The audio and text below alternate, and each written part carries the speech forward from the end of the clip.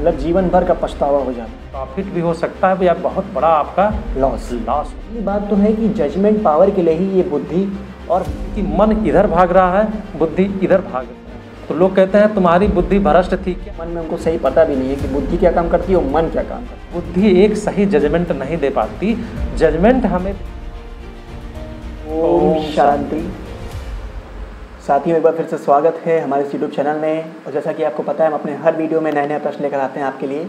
आज भी एक नया प्रश्न लेकर आए हैं, हम ही से जुड़ा हुआ है, बहुत ही रोचक प्रश्न है। सुनिएगा, वीडियो लास्ट तक देखिएगा। तो चलिए अपना प्रश्न पूछते हैं भाई साहब से।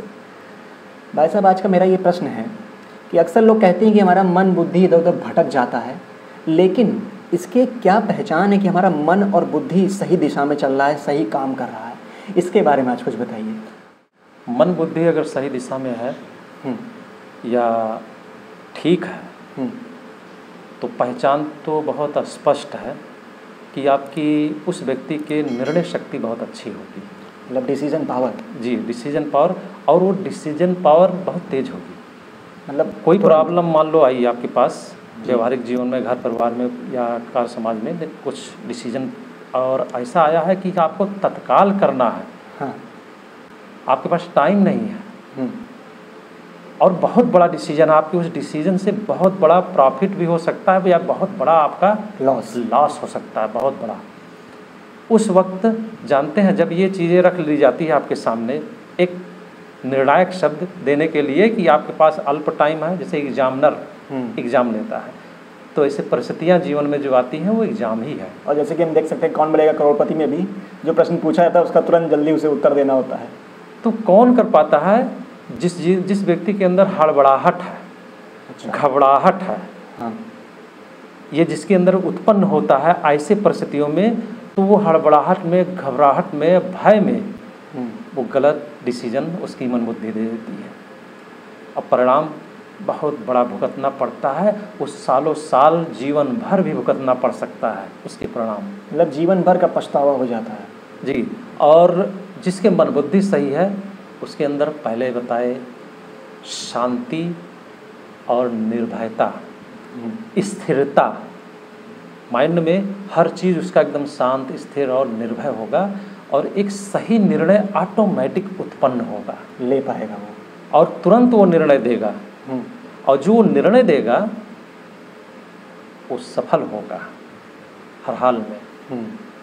तो मन और बुद्धि ठीक है, उसकी निशानी अब ठीक है। एक चीज़ है, जिसका मन ठीक है, बुद्धि ठीक है, उसके अंदर अपार एकाग्रता होगी, मतलब कंसंट्रेशन पावर बहुत ज़बरदस्त की अच्छी होगी।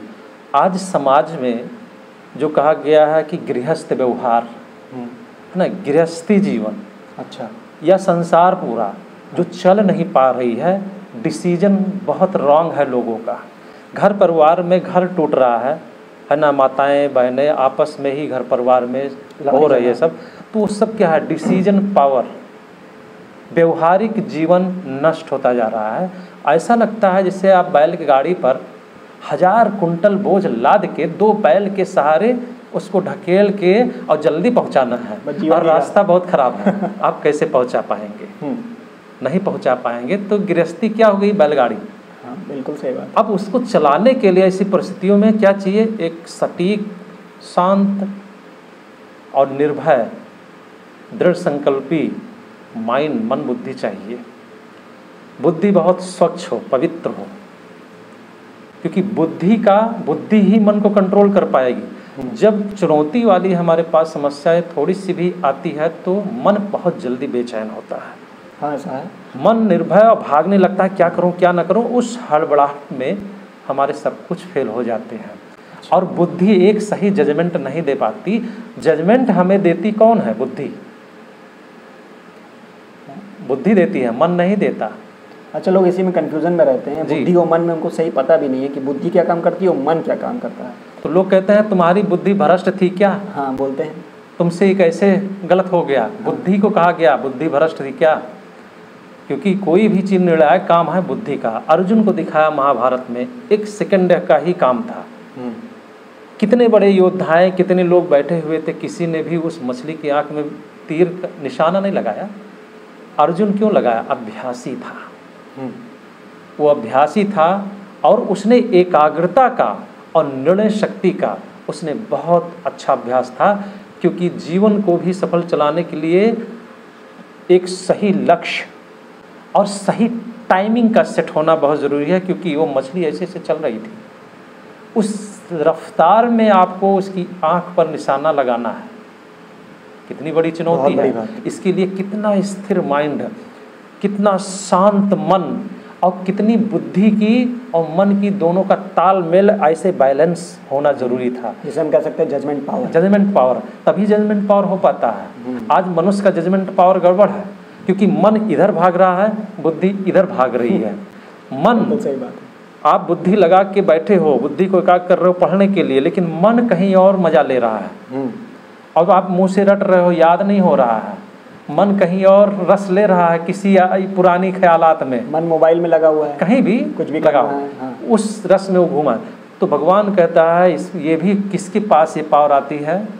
किसके पास? जिसके पास मेडिटेशन बढ़ता है, यानी मन और बुद्धि का संतुलन करना मेडिटेशन का काम है, यानी योग का, राजयोग, मानसिक योग, शारीरिक योग नहीं मैं कह रहा। तो ये बहुत ज़रूरी है।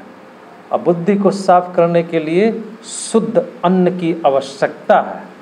अच्छा, क्योंकि अन्न का प्रभाव भी हमारे मन पर पड़ता है, ये पहले भी बताया गया और इस टॉपिक पे हम आगे चर्चा करेंगे। ये है मन बुद्धि की स्थिरता और शक्तिशाली की पहचान।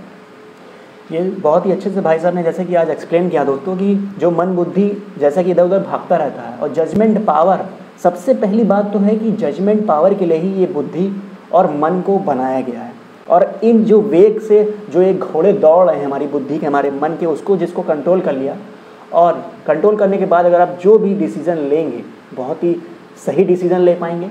और यही कारण है कि हम सफल और असफल होते हैं, क्योंकि मन बुद्धि हमारे लिए बहुत ही ज़्यादा मायने रखता है।